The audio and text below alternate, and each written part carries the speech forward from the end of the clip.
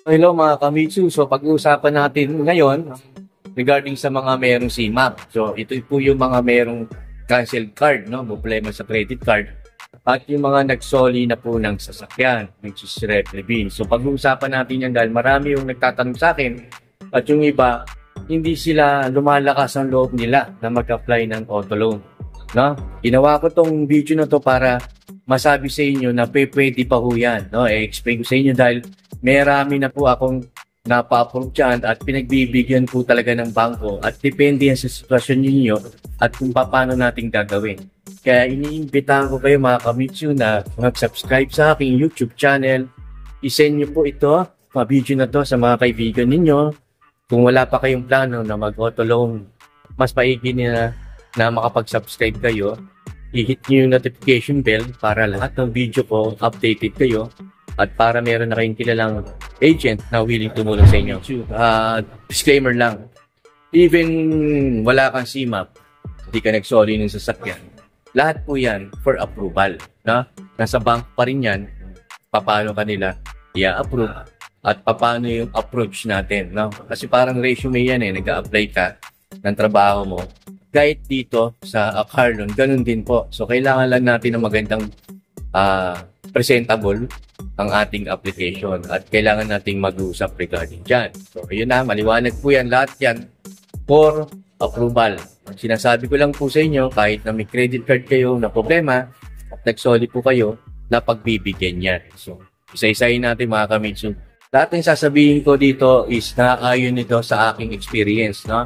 Na-experience ko sa ibang bangko at mga na-experience ko rin sa araw-araw na gawain namin dito bilang agent. No?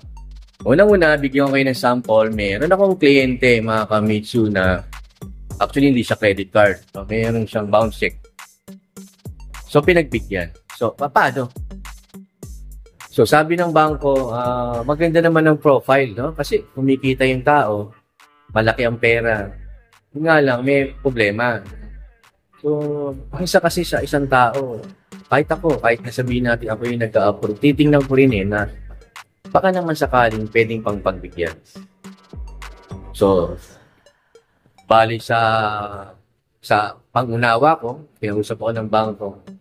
Sige, approvean ko to, pag-open siya ng checking account.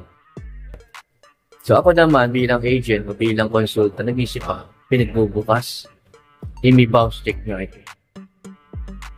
So, nag-usap kami. Dahil, magbukas ka, ma'am. Hindi ko na lang sasabihin kung saan siya nag-open. Ayun, nakakuha. So, ano nangyari? Na-release natin, mga Kamitsu. Bakit kaya? Mayroon namang problema sa JK. Bakit nakapag-open lang at napagbigyan? Alam niyo bakit? Kasi kung ako mismo yung nag-approve niyan, no? Bilang tao, maganda ang profile mo at gusto kitang tulungan. Nawa, alam ko naman ng bahay mo kung saan nakatira. Well identified ka. Kung hindi ka man naman makapagbayad, makukuha namin ng sasakyan sa iyo. Diba? Nangangarap ka naman po na magkaroon ng sasakyan at kailangan mo yan sa negosyo mo. Pagbibigyan kita. Pag sinabi sa akin ng boss, may ganyan kuwari ako yung loan officer, may mga boss pa yan. O ba't mo ito inapurbahan? Ma'am, may checking account yan. So, ano ibig sabihin pag may checking account? Maganda ang record niya sa bangko. Kasi napagbigyan So, isa yan, tip. No? Yan yung isa sa mga nalaman ko, no? Base yan sa obserbasyon ko. Kailangan kasi bilang agent, advance ka mag-isip. Ngayon, ito natatandaan ko. Siguro, during my time na bago pa lang ako rito, dumating sa point na lahat ng may CMAP decline. No? Siguro mga 1 month pa lang ako. Then, ito nga, bali nga, tulad ng sinabi ko sa'yo, bali sa experience ko. Katulad ng kaninang kwento, may problema sa credit card. Multiple. So, kinausap ko ng client. No? Yan para matuto kayo. Alam niyo yan. Kausapin niyo ako. Banggitin niyo yan sa akin. Kung yung may mga CMAP, sa cancel card na, mga credit card, mga hindi nabayaran. Ang unang tinatanong ko dyan sa inyo, meron mo ba kayong active credit card na konti lang ang utang? Kung may utang man, kaya nyo bayaran. Siyempre, active naman. Kumbaga, maganda ang record mo. Gagawin natin proof of billing yan, mga kalmitso. Then, isisend natin yan. And during interview, pag tinanong ka about sa credit card, kung may credit card ka, yes, meron. Yun ang sasabihin niya. Totoo naman po na meron kayong credit card. Dahil pinasa naman natin yan, nasa attachment naman niya. At yung mismong bangko na yun, priority kayo. Kasi malakas ang loob Siyempre, kahit ako yung loan officer, apurbahan ko to. Bakit? Credit card holder to, depositor natin to, nagbabayad to sa ating merchant. O, di ba? Malakas ang loob ko, sasabihin ko yung sa boss ko. Ganun yun, mga kamitso. Yun ang base yan sa pag-ano ka. So, itong mga sinasabi ko is lahat naman yan is for approval. Pero hindi ako maglalakas ng loob para sabihin niya mga ganyan tips. Dahil na-experience ko yan, mga kamitso. So, sana may natutunan kayo. I-share niyo po ito sa mga wag sa agent kasi matututo sila. Share niyo sa mga kaibigan niyo na mayroong problema. At wag kayong mawalan ng pag-asa dahil ako po mismo ay gusto ko talaga kayong tulungan. Alam niyo bakit?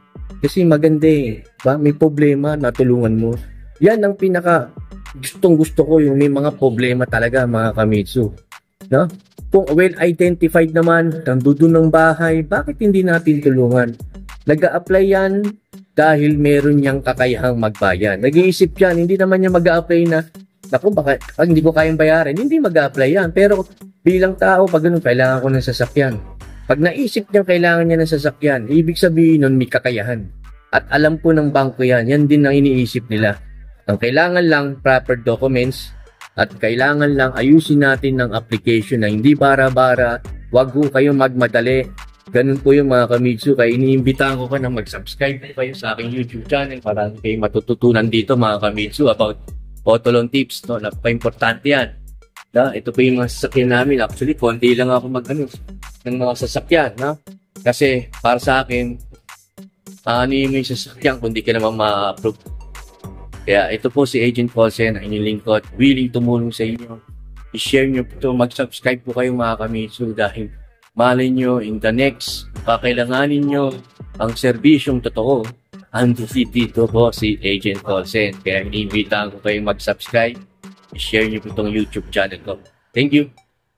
Mitsubishi is waving at you. This is Agent Paulsen, your Mitsubishi sales executive. Looking for the best auto loan options? Mitsubishi has got you covered with our exclusive financing promo. Even you encountered a lot of rejection, CMAP issues, replevin case, you're welcome here. Get ready to drive your dream car with incredible financing deals, low interest rates, and flexible payment plans. Whether you're looking for a sleek sedan, Mirage G4, a powerful SUV, Xpander Cross, Montero Sports, a monster truck like Strada, or a stylish hatchback, Mirage, L300FB Exceed for your business. Mitsubishi has the perfect model for you.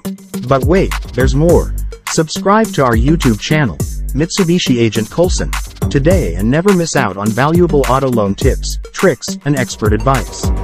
Stay tuned for exciting content on our channel, including upcoming Mitsubishi models, in-depth car reviews, and insider insights from industry professionals.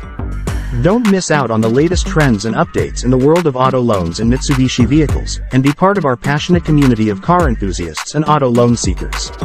Join us on this exciting journey as we drive towards financial freedom and the Mitsubishi vehicles of your dreams.